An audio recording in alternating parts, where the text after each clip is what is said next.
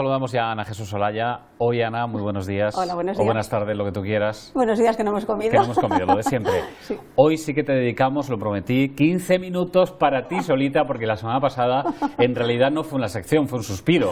Porque leíste a duras penas con toda velocidad y no pudimos comentar casi nada de Kafka, o sea que hoy tenemos tiempo, vamos a estar relajaditos y comentamos lo que tú quieras. Repasamos un poco el argumento, el asunto que nos ocupó la semana pasada en plan rápido, ¿te parece? Muy bien, perfecto. Pues cuando quieras. Pues nada, la semana pasada leímos un cuento de Franz Kafka, que es uno de los mejores novelistas, considerado los mejores novelistas del siglo XX.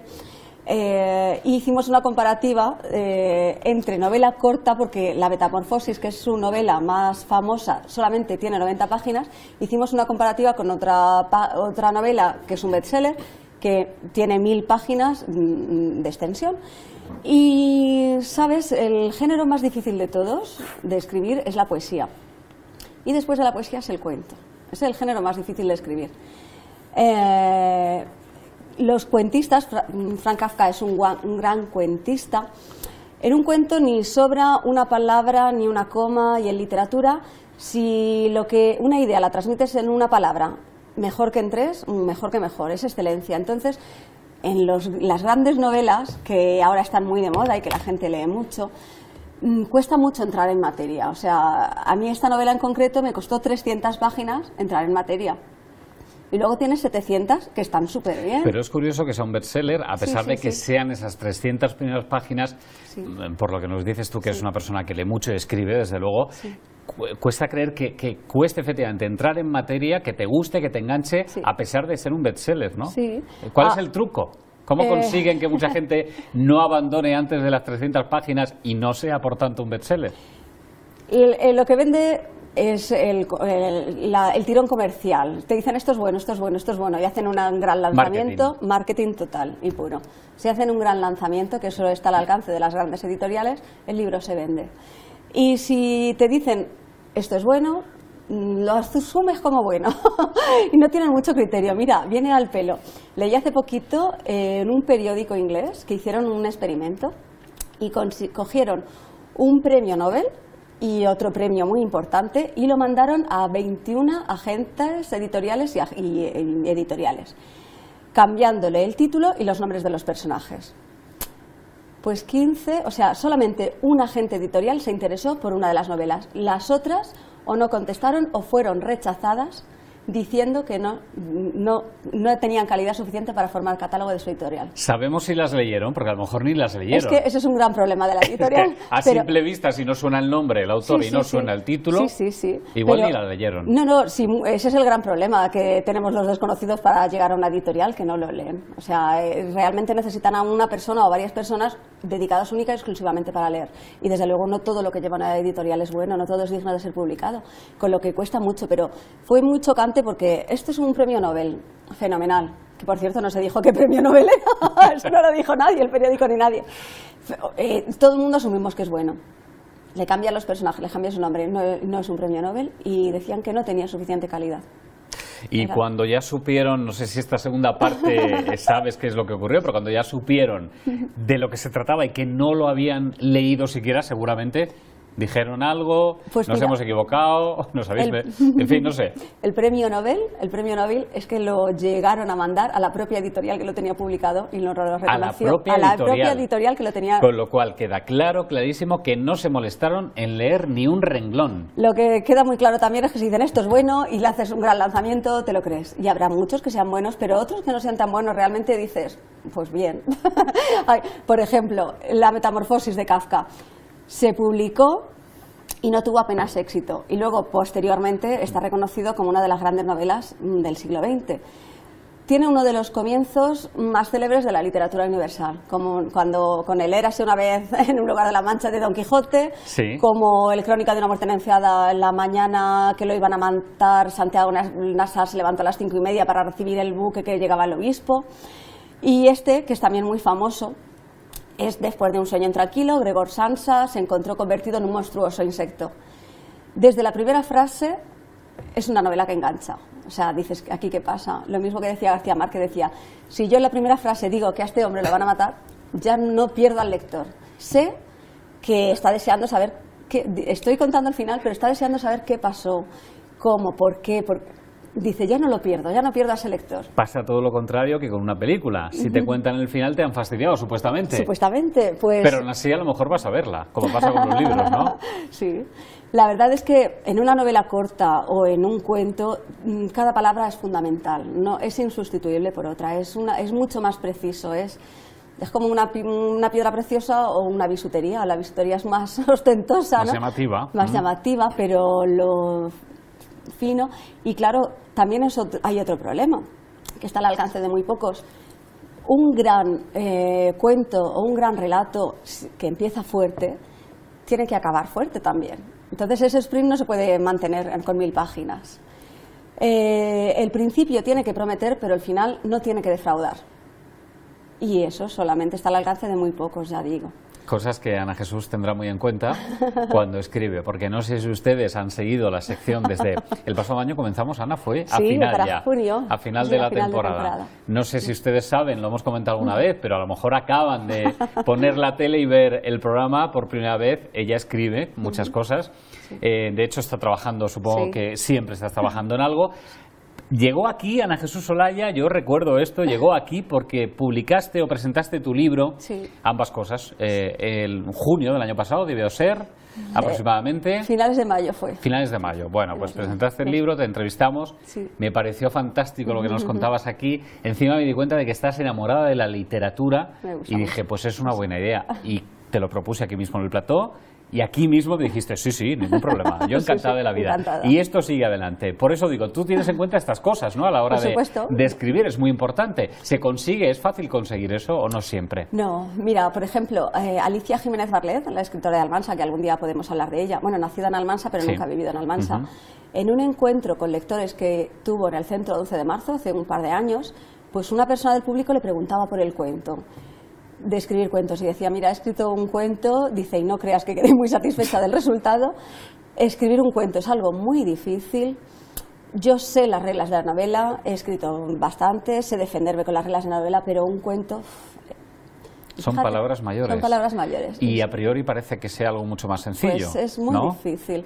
Todo el mundo en su vida ha escrito alguna vez una poesía, y eso no quiere decir que todo el mundo sea poeta. Es un género muy difícil la poesía, y luego es el cuento, desde luego. Otra cuestión importante con los cuentos es eso, no todos los grandes novelistas son cuentistas, no todos los grandes novelistas son cuentistas. ¿Pasamos al vídeo? Sí, es lo que precisamente estaba mi compañero por interior, por el auricular, diciéndome que qué hacíamos con los vídeos. ¿Los vamos a ver y escuchar o solamente los vemos y los comentamos?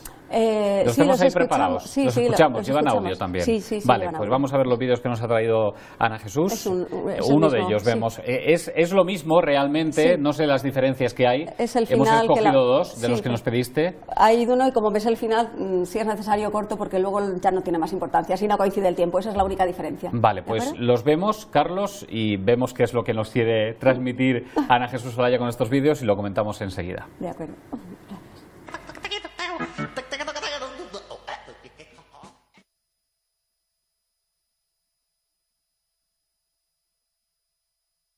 Ante la ley está plantado el guardián.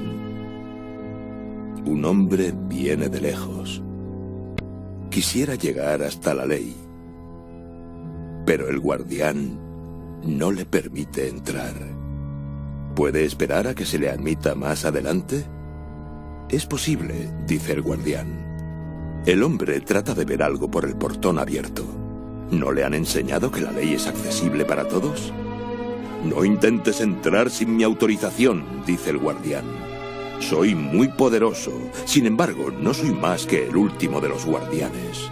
De sala en sala, de puerta en puerta, cada guardián es más poderoso que el anterior. Con permiso del guardián, el hombre se sienta junto a la entrada y allí espera. Durante años, espera. Poco a poco, se desprende de todo cuanto tiene con la esperanza de sobornar al guardián, quien a cada ofrecimiento le repite: acepto solamente para que puedas estar seguro de haberlo intentado todo. A fuerza de acechar continuamente al guardián en el curso de largos años de espera, El hombre acaba conociendo hasta las pulgas de su cuello de piel. La edad le hace volver a una segunda infancia y suplica a las pulgas que intercedan en su favor para que el guardián le deje entrar. En tinieblas, porque su vista se ha debilitado, entrevé una luz radiante que se filtra a través de las puertas de la ley. Y ahora, en el umbral de la muerte, todo se resume para él en una última pregunta. Hace una seña al guardián. «Eres insaciable», le dice este. «¿Qué más quieres?» Y el hombre contesta. Si como está escrito todo el mundo se esfuerza en alcanzar la ley, ¿cómo es posible que nadie más se haya presentado aquí en el transcurso de tantos años? Y como el hombre ya no oye apenas, el guardián le grita al oído, «Porque nadie más que tú hubiera sido admitido. Nadie más hubiera podido flanquear esa puerta. Estaba reservada para ti. Ahora voy a cerrarla».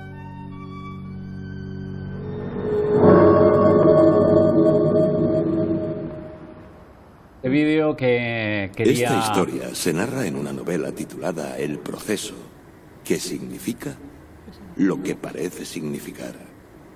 No hay misterio ni enigma que resolver.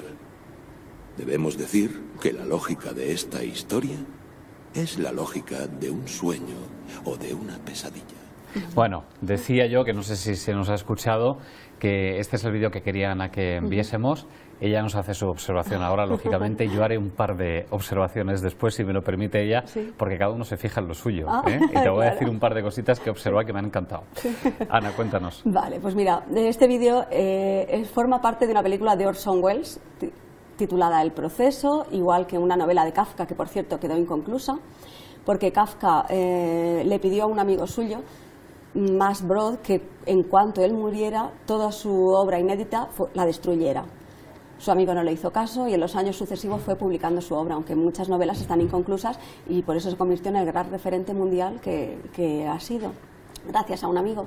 Franz Kafka murió de 41 años de tuberculosis, de una muerte muy prematura, muy temprana, y publicó muy poco en vida. O sea, el éxito lo llegó después de muerto, que también hay muchos casos. A título póstumo, ¿no? A título póstumo, sí, la verdad es que sí.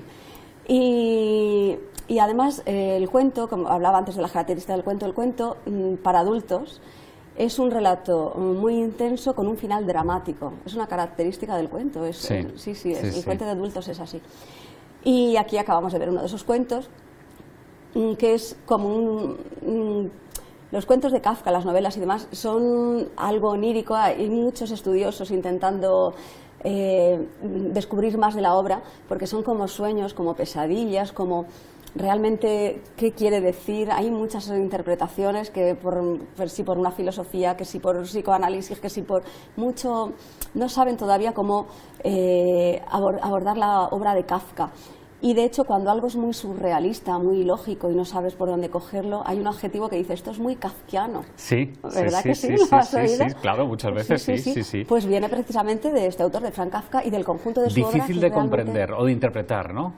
Lo que pasa es que te deja unos finales muy abiertos diciendo, sí, ¿qué quiere significar realmente? Entonces, ya te digo, ahí yo ya leía críticos que sí, burocracia, alineación. Fue una persona un poco atormentada porque era judío, de una familia acomodada, pero tuvo un padre muy autoritario que lo infravaloró y estudió Derecho por decisión del padre, pero luego se conformó con ser pasante y su padre no le gustaba, o sea, que se fuera tan poco conformista. Luego él era el mayor de 6 hermanos, 2 hermanos que iban detrás de él murieron siendo niños, cosa lógica también en 1900, mortalidad infantil pues era una cosa frecuente en todas las familias, pero él se culpabilizó un poco por celos, pensaba que habían desaparecido por su culpa. También lo atormentó esa idea. Una vida triste. Se han pasado los 15 minutos, Ay, Ana. ¿A que no parece que hayan pasado volando? Rápidamente, en 2 segundos, mis observaciones. Me ha encantado la voz del narrador y cómo interpretaba el cuento. Y luego la música de fondo era la Adagio de Albinioni, que me encanta también. Bueno, estupendo. Ana, muchísimas gracias. Venga. Se ha pasado rápido. Rápido. No esperábamos esto, ¿eh? Parece que haya sido un suspiro, como la semana pasada. Es cierto. Más tranquilito, pero un suspiro igualmente. Sí, cierto. Pues la semana que viene nos vemos de nuevo y hablaremos hablaremos de más autores y más literatura. Cuando Gracias. estamos a gusto es lo que pasa. Desde luego. Terminamos mañana, como siempre, a las 12. Les esperamos aquí en Almansa en vivo con muchos contenidos, preparándolos, como siempre, con mucho cariño, pero sobre todo para ustedes, con ese destino. Hasta mañana.